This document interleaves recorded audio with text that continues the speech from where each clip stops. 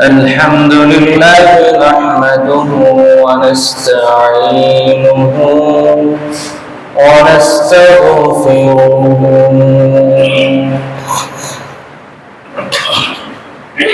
ونؤمن به ونتوكل عليه ونعوذ بالله من شرور أنفسنا ومن سيئات أعمالنا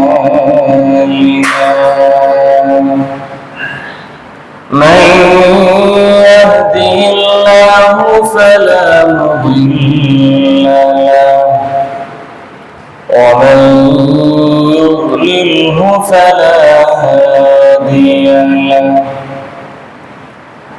ونشهد أن لا إله إلا الله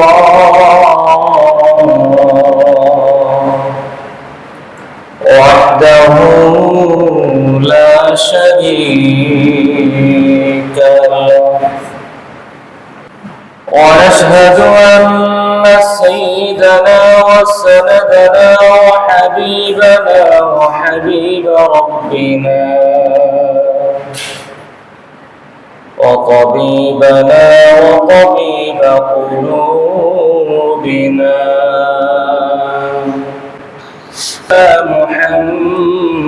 محمدا عبده ورسوله صلى الله تعالى عليه وعلى آله وأصحابه وبارك وسلم تسليما كثيرا الذي أرسله الله تعالى بالحق إلى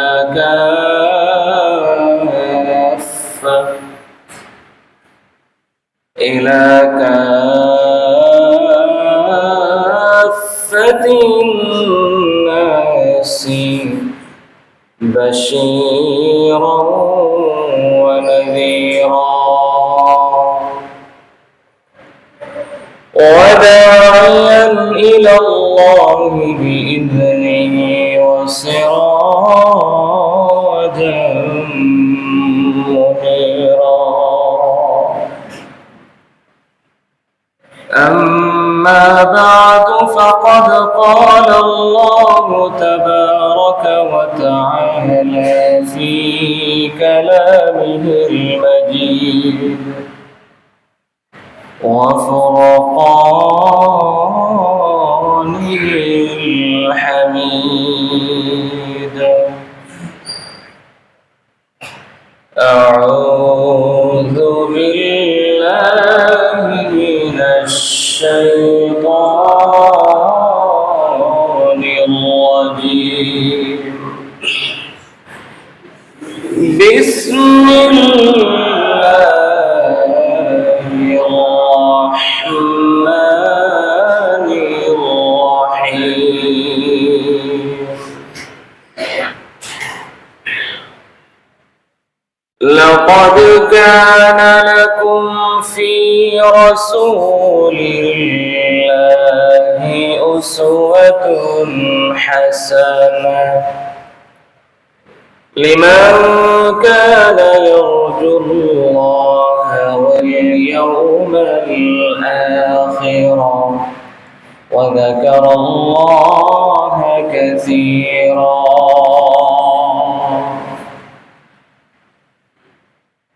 آمنت بالله صدق الله مولانا العظيم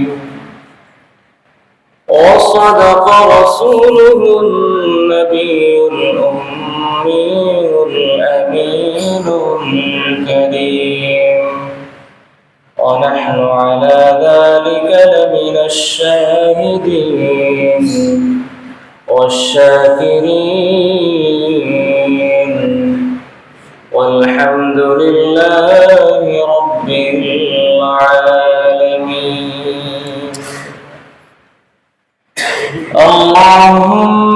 صل على محمد وعلى آل محمد كما صليت على إبراهيم وعلى آل إبراهيم إنك حميد مجيد اللهم بارك على محمد وعلى آل محمد كما باركت على إبراهيم وعلى آل إبراهيم إنك حميد مجيد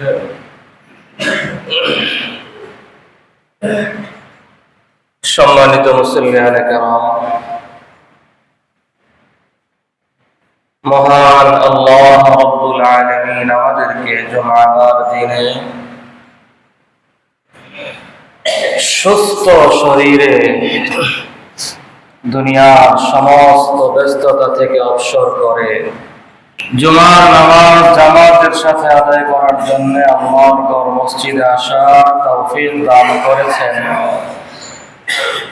এজন্য সবাই মনে প্রাণে অন্তরের অন্তঃস্থল থেকে শুকরিয়া আদায় করি আলহামদুলিল্লাহ।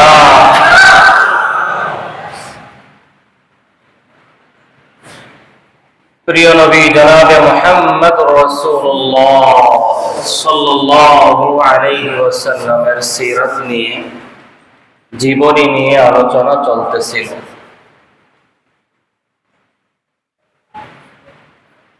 মুহাম্মদুর রাসূলুল্লাহ সাল্লাল্লাহু আলাইহি ওয়াসাল্লাম হলেন এমন একজন নবী যিনি আল্লাহ রাব্বুল আলামিনের কাছে সবার চেয়ে শ্রেষ্ঠ। নবীজির শ্রেষ্ঠত্ব সম্পর্কে গত জুমাতে আলোচনা হয়েছিল। সেই নবী মুহাম্মদুর রাসূলুল্লাহ সাল্লাল্লাহু আলাইহি ওয়াসাল্লাম আল্লাহর কাছে যত শ্রেষ্ঠ, তার সিরাত এবং সুন্নতের অনুসরণের মাধ্যমে উম্মত আল্লাহর কাছে উম্মত হিসাবে ওরকম শ্রেষ্ঠ এবং দামি হয়ে যাবে। নবীজি আল্লাহর কাছে যেরকম প্রিয়, উম্মত যখন নবীজির সিরাত এবং সুন্নতকে মেনে চলবে তো উম্মত হিসাবেও আল্লাহর কাছে ওইরকম প্রিয় হয়ে যাবে। দুনিয়ার জিন্দেগি হবে আমাদের ইবাদতের জিন্দেগি। দুনিয়ার জিন্দেগিকে আমাদের পরিচালনা করতে হবে একটা আদর্শকে সামনে রেখে। এখন সেই আদর্শ আল্লাহর কাছে যদি গ্রহণযোগ্য হয়, তাহলে আমার সে আদর্শকে গ্রহণ করাটাও আল্লাহর কাছে গ্রহণযোগ্য হয়ে যাবে। আর সেই আদর্শ, যাকে আমি আদর্শ মানলাম, যার আদর্শকে আমি আমার জীবনে বাস্তবায়ন করলাম, সে যদি আল্লাহর কাছে অনুসরণীয়, প্রিয়, শ্রেষ্ঠ না হয়, তাহলে আমার জিন্দেগিটাও বরবাদ হয়ে যাবে।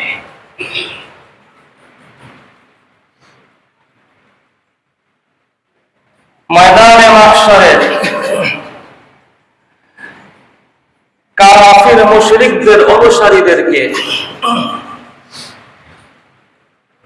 কাফির মুশরিকদের মধ্য থেকে যারা তাদের নেতাদেরকে অনুসরণ করত, আবু জেহেলের অনুসারীরা, উতবা শাইবার অনুসারীরা, আবু লাহাবের অনুসারীরা, ফিরআউনের অনুসারীরা, তারা রব্বুল আলামিনের দরবারে আবেদন জানাবে, রব্বানা ইন্না আতা'না সাদাতানা ওয়া কুবারা'না, হে রব্বুল আলামিন, দুনিয়ার জমিনে আমরা আমাদের নেতাদেরকে অনুসরণ করেছি, আবু জাহেলের অনুসারীরা বলবে, আল্লাহ দুনিয়ার জমিনে আমরা আবু জাহেলকে অনুসরণ করছি। উতবার অনুসারীরা বলবে, আল্লাহ দুনিয়াতে আমরা তো উতবাকে অনুসরণ করছি। আবু লাহাবের অনুসারীরা বলবে, আমরা তো আবু লাহাবকে অনুসরণ করছি। ফেরাউনের অনুসারীরা বলবে, আমরা ফেরাউনকে অনুসরণ করছি। নমরুদের অনুসারীরা বলবে, আমরা নমরুদকে অনুসরণ করছি। রব্বুল আলামিন, আজকে তো আমরা দেখতেছি ওরাও দুনিয়াতে পথভ্রষ্ট ছিল, বিপদগামী ছিল, আমাদেরকেও তারা বিপদগামী করেছে।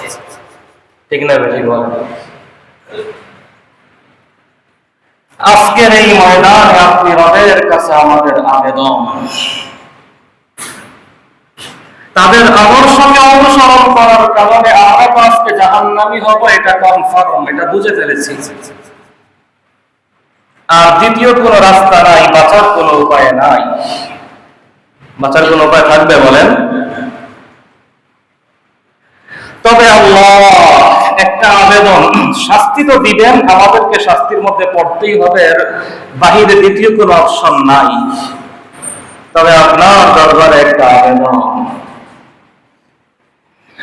ربنا آتهم ضعفين من العذاب والعنهم لعنا كبيرا। আল্লাহ, এই যে আবু জাহেলকে অনুসরণ করার কারণে, আবু লাহাবকে অনুসরণ করার কারণে, উতবাকে অনুসরণ করার কারণে, শাইবাকে অনুসরণ করার কারণে, নমরুদ, হামান, কারুন, ফিরআউনকে অনুসরণ করার কারণে আজকের এই ময়দানে আমাদের জন্য জাহান্নামের শাস্তির ফয়সালা আপনি রবের কাছ থেকে হয়ে গেছে।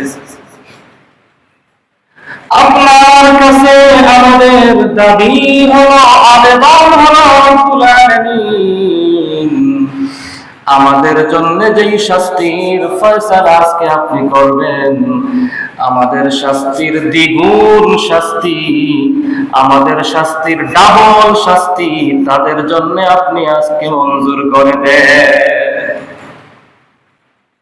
দুনিয়ার জমিনে মানুষ হিসাবে, আল্লাহর বান্দা হিসাবে যদি আমি দুনিয়া আখিরাতে মুক্তি পেতে চাই, আমার এই হায়াতের জিন্দেগিকে যদি আমি আমার আল্লাহর কাছে গ্রহণযোগ্য বানাতে চাই, ময়দানে মাহশরে যদি আল্লাহর কাছে রহমতের নজর পেতে চাই, একমাত্র উপায় হলো মুহাম্মদুর রাসূলুল্লাহ সাল্লাল্লাহু আলাইহি ওয়াসাল্লামের আদর্শের অনুসরণ। ঠিক না ঠিক বলেন?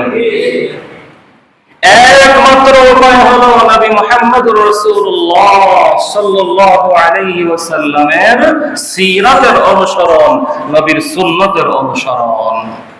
ঠিক কি না বলেন? সন্দেহ আছে কারো? আল্লাহ হাবিব বলেন, কুল্লু উম্মতি ইয়াদখুলুনাল জান্নাতা ইল্লা মান আবা, কিলা ওয়া মান ইয়াবা ইয়া রাসূলুল্লাহ। নবীজি বলেন, কুল্লু উম্মতি ইয়াদখুলুনাল জান্নাহ, ময়দানে মাহশরে সমস্ত উম্মতে মুহাম্মাদি, আমার সমস্ত উম্মতে মুহাম্মাদি জান্নাতে যাবে, তবে একটা শ্রেণী জান্নাতে যাওয়ার সৌভাগ্য তাদের হবে না। নবীকে জিজ্ঞাসা করা হলো, ইয়া রাসূলুল্লাহ, তারা কারা? রাসূল বলেন, আমার উম্মতের মধ্য থেকে আমাকে যারা মানবে, আমার সিরাত এবং সুন্নতের অনুসরণ আমার যারা উম্মত করবে, আমি নবী ঘোষণা দিয়ে দিলাম, ময়দানে মাহশরে তারা আমার সিরাত এবং সুন্নতের অনুসরণের বরকতে জান্নাতি হয়ে যাবে। ওমান আসানি ফাকাদ আবা, যাদের জীবনে আমার সিরাত এবং সুন্নতের অনুসরণ থাকবে না, আমার সিরাত এবং সুন্নতের ইত্তেবা থাকবে না, তারা আমাকে অস্বীকার করলো, তাদের জন্য হাসরের ময়দানে আল্লাহ জান্নাতের ফয়সালাও করবেন না। দুনিয়া আখিরাতের মুক্তির একমাত্র পথ হলো মুহাম্মদুর রাসূলুল্লাহ সাল্লাল্লাহু আলাইহি ওয়াসাল্লামের সিরাত এবং সুন্নতের অনুসরণ। নবীর সিরাত এবং সুন্নাত আমরা কেন অনুসরণ করব? আল্লাহ তার রাসূলকে কেন পাঠালেন?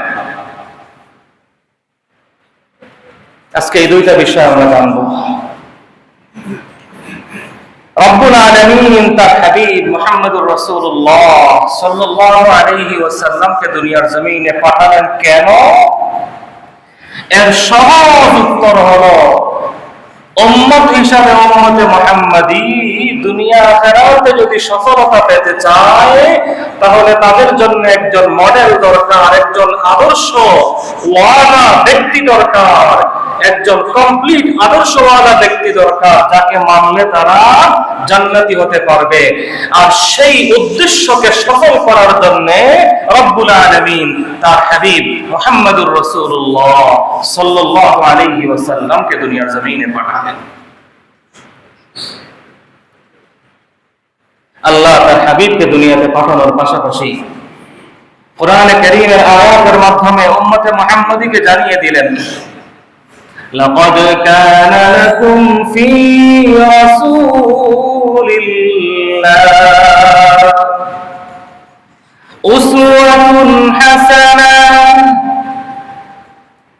ও আমার বান্দারা, আমার মুমিন মুসলমান বান্দারা, আমি আল্লাহ রব্বুল আলামিন তোমাদের জন্য আমার নবীর জিন্দেগীর মধ্যে, আমার নবীর হায়াতের মধ্যে তোমাদের জন্য উত্তম আদর্শ, অনুসরণীয় আদর্শ আমি আল্লাহ রেখে দিলাম।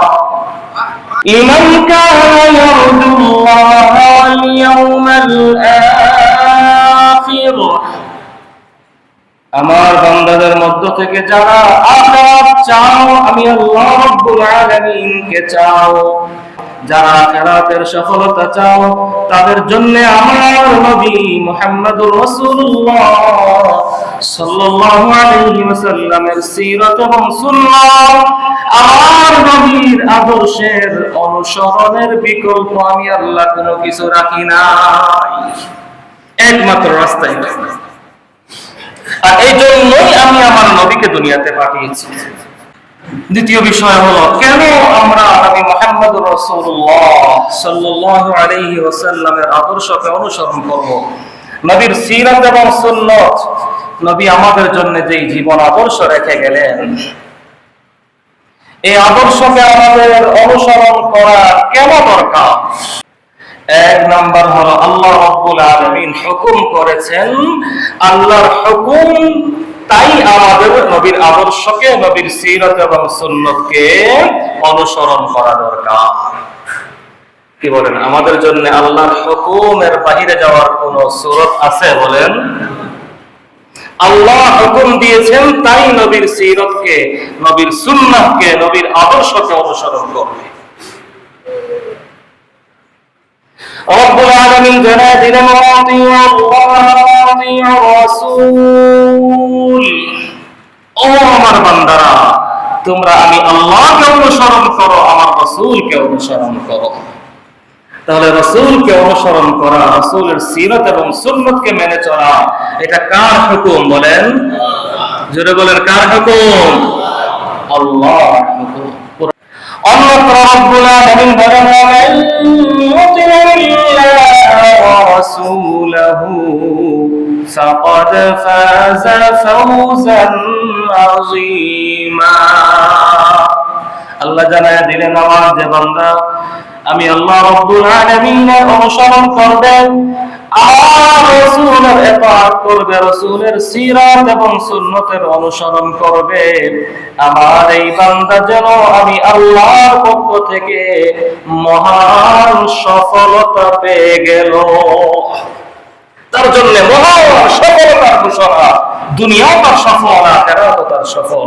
তাহলে দুনিয়া আখিরাতের সফলতার জন্য আমাদেরকে মানতে হবে, আমাদেরকে অনুসরণ করতে হবে কার সিরাত এবং সুন্নতের? বলেন মুহাম্মদুর রাসূলুল্লাহ সাল্লাল্লাহু আলাইহি ওয়াসাল্লামের সিরাত এবং সুন্নতের অনুসরণ করতে হবে যদি আমি দুনিয়াতে আখিরাতে সফল হতে চাই।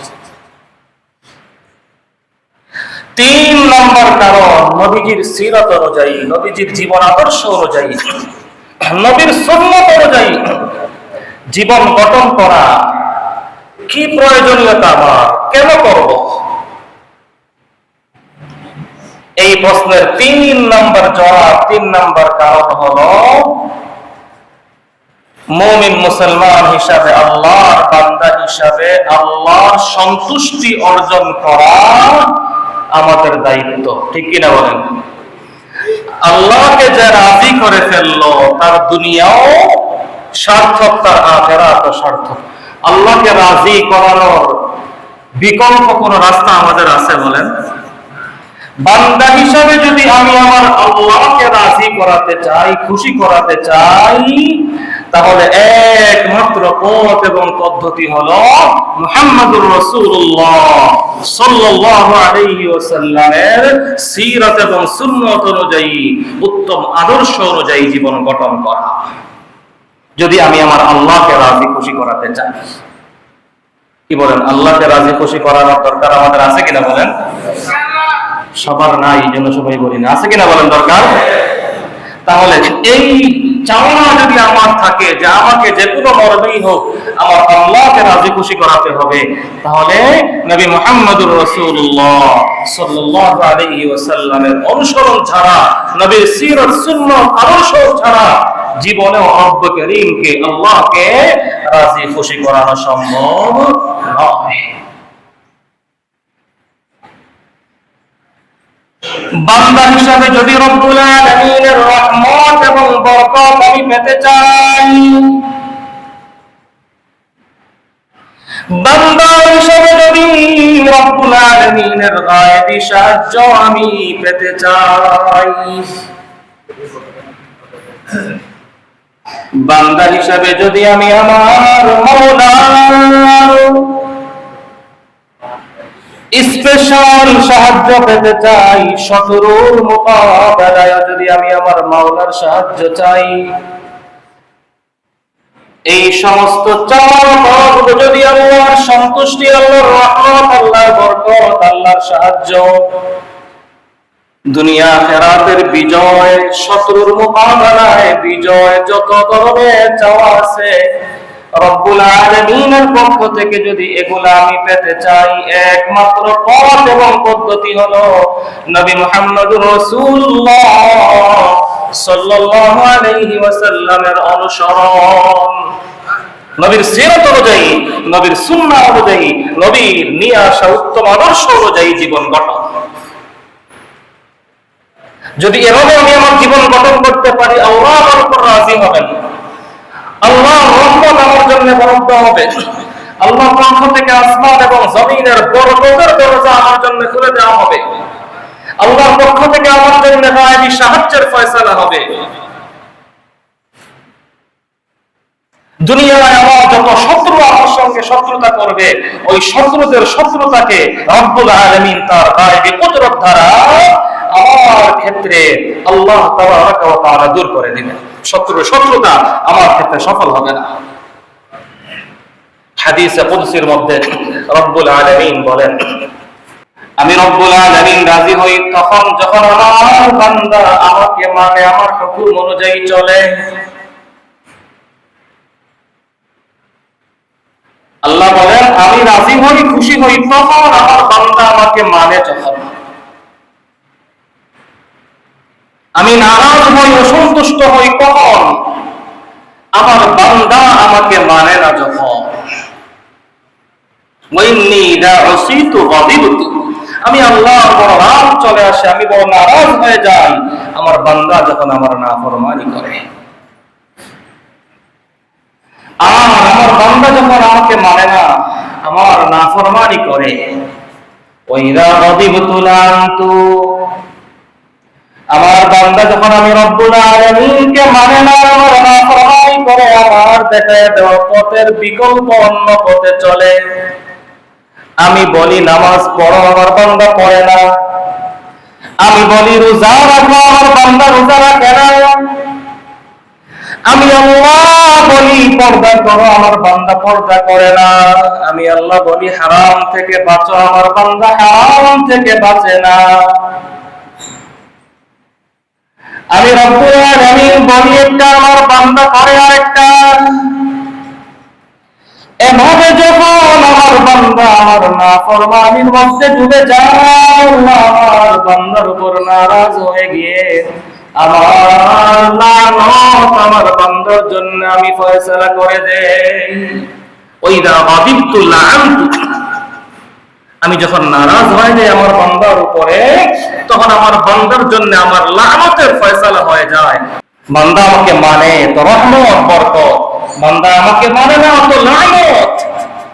আল্লাহ বললেন উসজুদু লিআদম, আদমকে সিজদা করো, ফাসাজাদাল মালাইকাতু কুল্লুহুম আজমাউন, সমস্ত ফেরেশতারা একসাথে এক বাক্যে সবাই সিজদায় লুটিয়ে পড়লেন, ইল্লা ইবলিস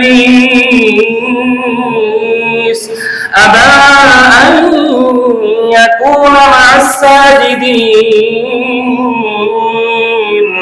সে আল্লাহর হুকুম মানল না। আল্লাহ বললেন সিজদা করো, ইবলিস বলল আমি করব না। ইবলিস যখন বলল আমি করব না, ক্বালা ফাখরুজ মিনহা ফাইন্নাকা রাজীম, রব্বুল আলামিন বললেন তুমি বের হয়ে যাও,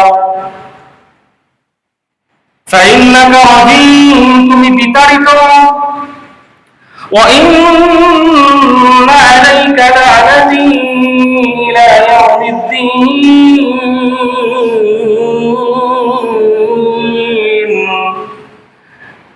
আমি আল্লাহ বলেছিলাম সিজদা করার জন্য, আমি হুকুম দিয়েছিলাম সিজদা করার, তুমি আমার হুকুম পালন করো না, তুমি যখন আমার নাফরমানি করলা, আমি আল্লাহ রাব্বুল আলামিন জানায় দিলাম ওয়া ইন্না আলাইকা লা'নাতি ইলা ইয়াউমিদ্দিন, কিয়ামত পর্যন্ত তোমার উপরে আমার লানত। হাদিসে কুদসির মধ্যে রব্বে কারীম বলেন ওয়াইদা গাদিবতু, আমার বান্দা যখন আমি আল্লাহর নাফরমানি করে, আমার হুকুম পালন করে না, আমি বড় রাগ হয়ে যাই, আর আমি মাওলা যখন রাগ হয়ে যাই, আমার বান্দার জন্য আমার লানতের ফয়সালা হয়ে যায়, রহমতের দুয়ার বন্ধ, বরকতের দুয়ার বন্ধ, আমার সন্তুষ্টির দুয়ার বন্ধ, সাহায্যের দুয়ার বন্ধ, আমার পক্ষ থেকে লানতের ফয়সালা হয়ে যায়। হাদিসের পরবর্তী অংশ মারাত্মক,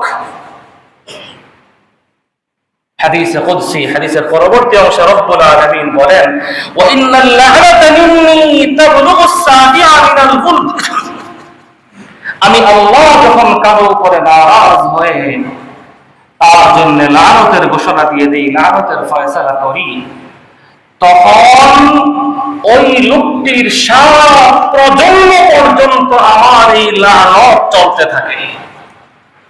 আল্লাহর নাফরমানি আল্লাহর কাছে এত মারাত্মক অপরাধ।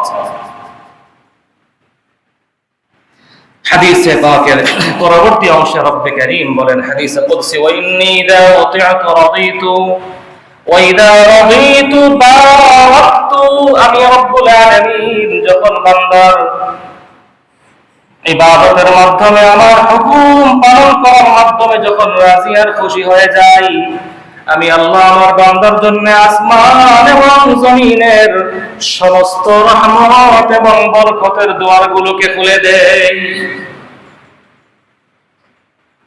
ওয়ালাইসা লিবারকাতি নিহায়া, ওয়ালাইসা লিবারকাতি নিহায়া, আমার বরকতের কোনো সীমানা নাই, আমার রহমতের কোনো সীমানা নাই। আর আমার এই রহমত, আমার এই বরকত, আমার এই সন্তুষ্টি পাওয়ার একমাত্র পথ হলো, একমাত্র রাস্তা হলো আমার হাবিব প্রিয় নবী মুহাম্মদুর রাসূলুল্লাহ সাল্লাল্লাহু আলাইহি ওয়াসাল্লামের অনুসরণ। আমার যে বান্দা আমি রব্বুল আলামিনের হুকুম মানবে, আমার হাবিবের সিরাত এবং সুন্নতকে মেনে চলবে, আমি রব্বুল আলামিন ঘোষণা দিয়ে দিলাম, ওয়া কানা হাক্কান আলাইনা নাসরুল মুমিনিন।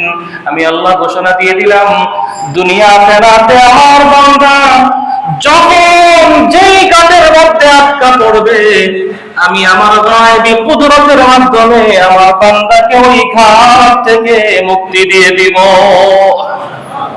বান্দা যখন যেই ঘাটে আটকা পড়বে, আমি আল্লাহ বলবো, বান্দা তুমি তো আমার সেই বান্দা, তোমার জীবনে আমার হুকুম আছে, আমার নবীর সিরাত আছে, আমার নবীর সুন্নাত আছে, তোমার কোনো টেনশন নাই, আমি আল্লাহ আছি, তুমি বিপদে পড়েছো, যাও, আমি আমার গায়বী কুদরত দ্বারা তোমার জন্য আমার পক্ষ থেকে বিপদ থেকে মুক্তির ঘোষণা দিয়ে দিলাম। যখনই আমার বান্দা বিপদে পড়বে, আমার বান্দার জীবনে আমার হুকুম আছে, আমার নবীর সিরাত এবং সুন্নাত আছে, আমি আল্লাহ ফেরেশতাকে পাঠাবো, ও ফেরেশতা যাও, আমার এই বান্দাকে বিপদ থেকে মুক্তি করার জন্য যা যা করা লাগে তোমরা আমার বান্দার জন্য তা ব্যবস্থা করো। সাকারাতুল মউতের সময় তোমার বিপদ, আমি আল্লাহ বলবো, লা খাউফুন আলাইহিম ওয়া লা হুম ইয়াহজানুন। ময়দানে মাহশরে তোমার বিপদ মনে হবে, আমি আল্লাহ বলবো, লা খাউফুন আলাইহিম ওয়া লা হুম ইয়াহজানুন। তোমার কোনো বিপদ নাই, তোমার কোনো টেনশন নাই, আমি আল্লাহ আছি, তোমার জীবনে আমার সিরাত, আমার হাবিবের সিরাত এবং সুন্নাত ছিল, তোমার জীবনে আমার হুকুম ছিল। তুমি শত্রুতায় আক্রান্ত হয়ে গিয়েছো, আশপাশ সবাই তোমার সঙ্গে শত্রুতামি করে, কেউ তোমার ভালো চায় না, তোমার আপনজনগুলো তোমার শত্রু, তোমার ভাই তোমার দুশমন, তোমার বোন তোমার দুশমন, তোমার আপনজন সবাই তোমার দুশমন। ও বান্দা, তোমার জীবনে আমার হুকুম আছে, তোমার জীবনে আমার নবীর সিরাত এবং সুন্নাত আছে, আমি আল্লাহ ঘোষণা দিয়ে দিলাম, লা ইয়াদুররুকুম কাইদুহুম শাইআ। আমি আল্লাহ ঘোষণা দিয়ে দিলাম, পৃথিবীর সবাই তোমার সঙ্গে শত্রুতা করতে পারে, কিন্তু পৃথিবীর সবার শত্রুতা একদিকে, আমি আল্লাহ রহমতের নজরের দিকে, কেউ তোমার কোনো কিছু করতে পারবে না। পৃথিবীর সবাই মিলে যখন চায় তোমার ক্ষতি করতে, সবার পক্ষে মিলেও তোমার সামান্য ক্ষতি করা সম্ভব হবে না, আমি আল্লাহ তোমাকে আমার রহমত দিয়ে ঢেকে ফেলব। সবাই তোমাকে চায় নিচে নামাতে, তোমার জীবনে আমার হুকুম আছে, আমার নবীর সিরাত এবং সুন্নাত আছে। ও বান্দা, সবাই চায় তোমাকে নিচে নামাতে, তোমার জীবনে আমার নবীর সিরাত এবং সুন্নাত আছে, আমার হুকুম আছে। তো সবাই তোমাকে নিচে নামাতে চাইলেও আমি আল্লাহ আমার গায়বী কুদরতের ইশারার মাধ্যমে তোমাকে উপরে উঠাইয়া দেব। তুমি শুধু উপরেই উঠবা, সবাই চায় তোমাকে নিচে নামাতে, কিন্তু আমি আল্লাহ আমার গায়বী কুদরত দ্বারা তোমাকে উপরে উঠাইয়া দেব। রব্বুল আলামিন আমাদেরকে বিষয়গুলো বুঝা এবং জীবনের বাকি দিনগুলোতে নবী মুহাম্মদুর রাসূলুল্লাহ সাল্লাল্লাহু আলাইহি ওয়াসাল্লামের সিরাত এবং সুন্নতকে আঁকড়ে ধরা, নবীর সিরাত এবং সুন্নত অনুযায়ী জীবন গঠন করা, নবীর সিরাত এবং সুন্নত নিয়ে দুনিয়া থেকে বিদায় নেওয়ার তৌফিক দান করুন। আমিন। ওয়া আখিরু দাওয়ানা আলহামদুলিল্লাহি রাব্বিল আলামিন।